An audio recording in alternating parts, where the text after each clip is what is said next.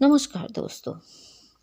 हमारे भारत में कई ऐसी परंपरा और संस्कृति है जिसका आदर सम्मान करते हुए कई त्यौहार मनाते हैं। हिंदू धर्म में सूर्य देवता से जुड़े कई प्रमुख त्योहारों को मनाने की परंपरा है।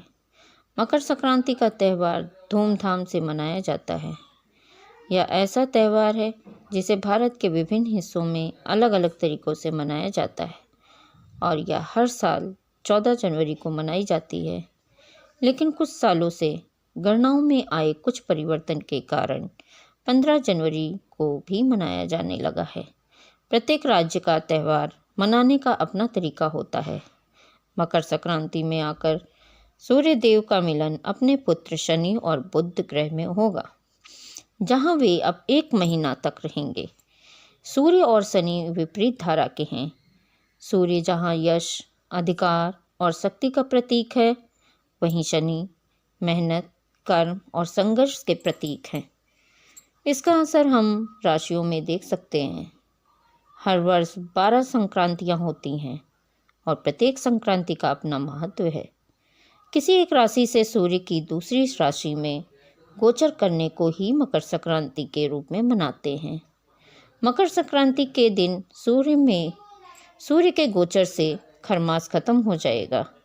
वैसा देखा जाए तो मकर संक्रांति का आगमन शीत ऋतु में होता है और 25 दिसंबर से रात छोटी और दिन बड़े होने लगते हैं। मकर संक्रांति के दिन सूर्य पूजा का विधान है। लोग सुबह जल्दी उठकर नहा धोकर पानी में तिल डालकर सूर्य भगवान को जल चढ़ाते हैं।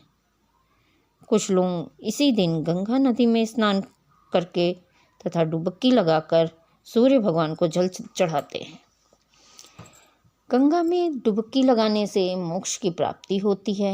मकर संक्रांति के दिन अपने पितरों का तर्पण भी करना चाहिए।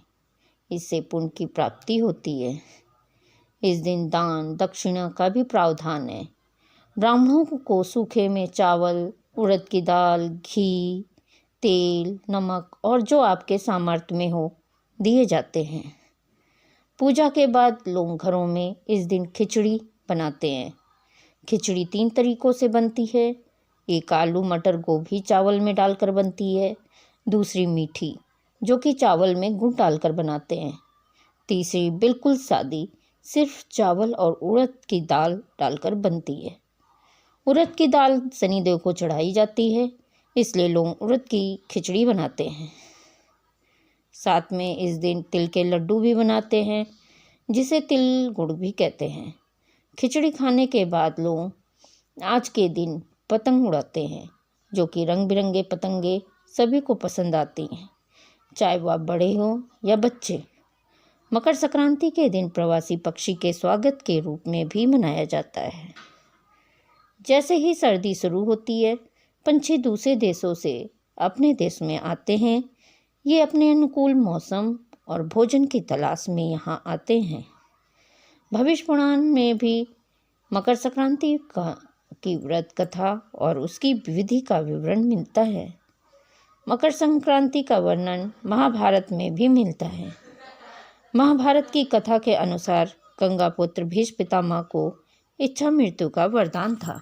भीष्म पितामह महाभारत के युद्ध में कौरव की सेना के सेनापति थे। वे एक महान योद्धा थे। जब वे अर्जुन के बाणों से घायल होने पर सैया पर गिर पड़े, तो उन्होंने मकर संक्रांति की महिमा को जानते हुए अपनी मृत्यु के लिए यही दिन चुना था।